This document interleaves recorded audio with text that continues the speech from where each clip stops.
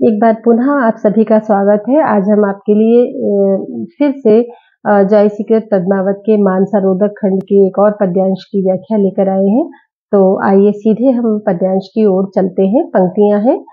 Server तीर पद्मिनी आई, खोपा छोरी केस मुख लाई, ससिमुख अंग मलय गिरि बासा, नागिन झाँप लीन चहु पासा, ओनई घटा परी जग छाहा, ससिके सरन लीन जनु राहा, छपिगे दिनहि भानुके दशा, लेई निसि नखत चांद पर गसा, धूल चकोर दीठि मुख लावा, मेघ घटा मह चांद दिखावा, दसन दामिनी कोकिल भाखी, भौहे धनुख गगन ले राखी, नैन खंजन दो केलि करेहि, कुछ नारंग मधुकर रस लेहि, सरवर रूप विमोहा हिय हिलोर हिलेई, पाव छुबे मकु पावो एहि मिस लहरे देई। तो इस छंद में, इस पद्यांश में जायसी ने पद्मावती के सौंदर्य का वर्णन किया है और पद्मावती को एक परमात्मा के रूप में उन्होंने चित्रित किया है। अनंत सत्ता के रूप में उनको चित्रित किया हुआ है पद्मावती को। इस पद्यांश में पद्मावती इस महाकाव्य में परम सत्ता का प्रतीक है। और जायसी कहते हैं कि सरवर तीर पद्मिनी आई, खोपा छोर केस मुकराई। कहते हैं कि सरवर तीर पद्मिनी आई, यानी पद्मिनी अर्थात पद्मावती सरोवर के तट पर आती है और खोपा छोर केस मुकलाई, और वो अपने खोपा का मतलब है अपना जूड़ा, जो उन्होंने बालों को बांध करके जूड़ा बनाया हुआ था उसको वो खोल देती है। मुकलाई मतलब अपने केशों को बिखरा देती है। तो सरोवर के तट पर आकर पद्मावती अपने बालों का जूड़ा जो उन्होंने बनाया हुआ था उसको खोलकर केशों को बिखरा देती है। शशिमुख अंग मलय गिरि बासा, नागिन झाँप लीन चहु पासा। अब कैसा प्रतीत होता है जब वो अपने केशों को बिखरा देती हैं, अपने मुख के चारों ओर, उसके मुख के चारों ओर केश फैल जाते हैं। तो कवि कल्पना करते हैं कि शशिमुख अंग मलय गिरि बासा, यानी उसका मुख जो है वो शशि के समान है, चंद्रमा के समान था। और अंग मलय गिरि बासा, और उसके अंगों से मतलब उसके शरीर से मलय गिरि की सुगंध आ रही थी। मलय गिरि यानी चंदन का पर्वत जो कि दक्षिण में है। तो उसके शरीर से मलय गिरि की यानी चंदन की सुगंध आ रही थी। नागिन झाँप लीन चहु पासा, और उसके खुले हुए केश जो उसके मुख के चारों ओर लहरा रहे थे, फैले हुए थे, वो ऐसा लग रहा था कि जैसे उसके मुख के चारों ओर फैल करके केश ऐसा प्रतीत हो रहे थे कि मानो उसके शरीर से निकलने वाली चंदन की सुगंध से मुग्ध होकर नागिनों ने चारों ओर से उसको ढक लिया है। जैसा कि हम जानते ही हैं कि चंदन के वृक्ष पर सांप लिपटे रहते हैं, तो इसीलिए कवि की कल्पना है कि जो उसके खुले हुए केश है वो काली नागिन की तरह है और उसके शरीर से मलय गिरि की सुगंध आ रही है। तो इसलिए ऐसा प्रतीत होता है कि जैसे चंदन की सुगंध से मोहित होकर नागिनों ने उसको चारों ओर से ढक लिया है। ओनई घटा परी जग छाहा, शशिके शरण लीन जनु राहा।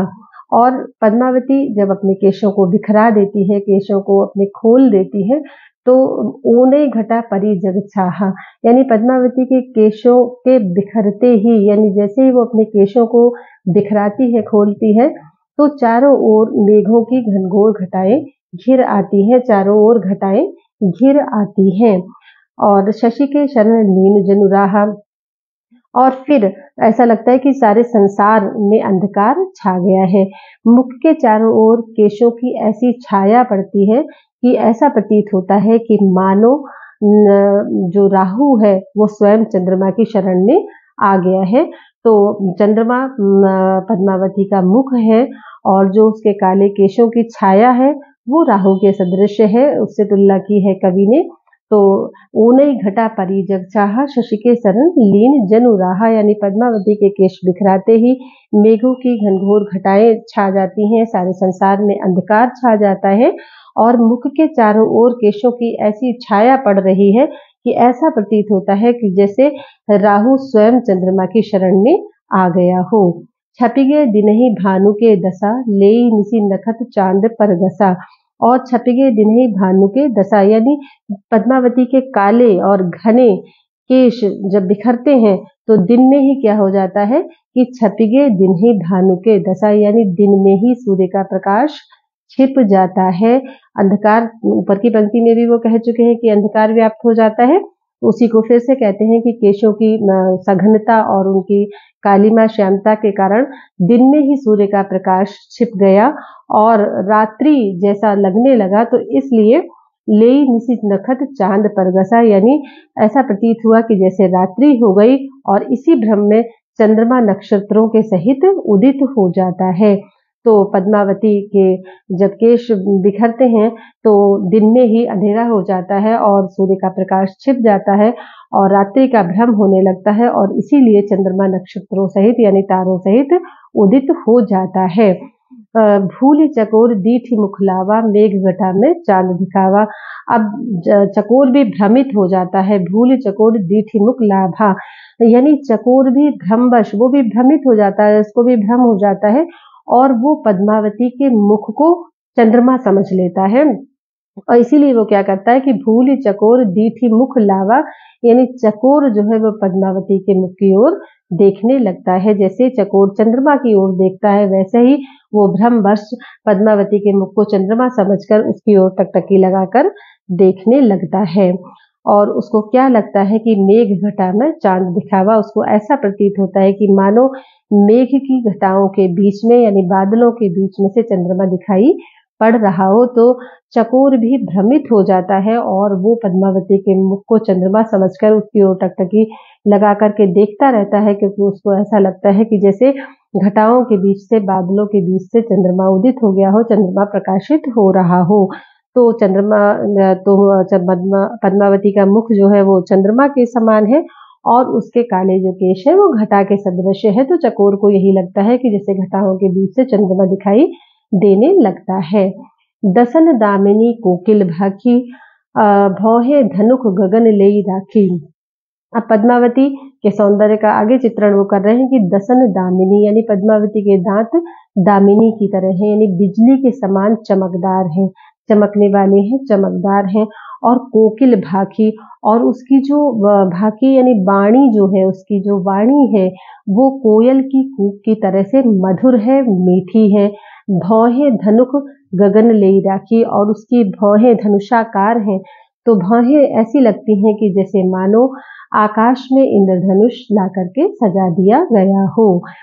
फिर नैन खंजन दो केली करही, तो उसके नेत्र कैसे हैं कि जैसे मानो नैन खंजन दो केली करही, मानो खंजन पक्षी का जोड़ा केली कर रहा हो, केली क्रीड़ा कर रहा हो।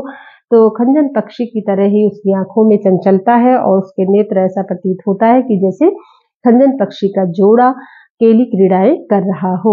कुछ नारंग मधुकर रस लेही, और उसका जो वक्ष है तो वो कैसा है, नारंगी के सदृश है और जो उसके वक्ष की श्यामता है वो ऐसा प्रतीत होता है कि जैसे नारंगी के ऊपर भौरा बैठ करके उसका रसपान कर रहा हो, ऐसा प्रतीत होता है।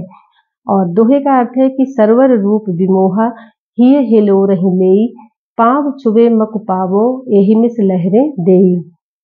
तो इस तरह से पद्मावती के अनुपम सौंदर्य को देख करके सरवर रूप विमोहा, यानी पद्मावती के अनुपम अद्वितीय सौंदर्य को देखकर सरोवर मोहित होकर हिये हिलोरे लेई, यानी अपने हृदय में हिलोरे लेने लगता है। उसकी लहरें उमड़ पड़ती हैं, उमंग भर जाती है उसके भीतर।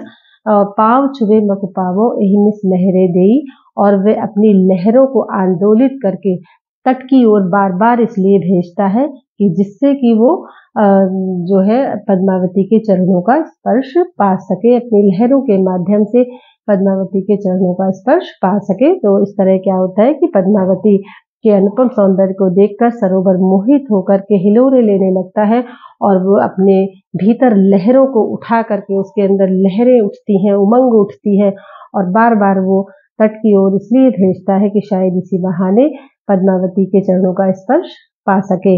तो पद्मावती यहाँ पर परम सत्ता का प्रतीक है और सरोवर साधक का प्रतीक है।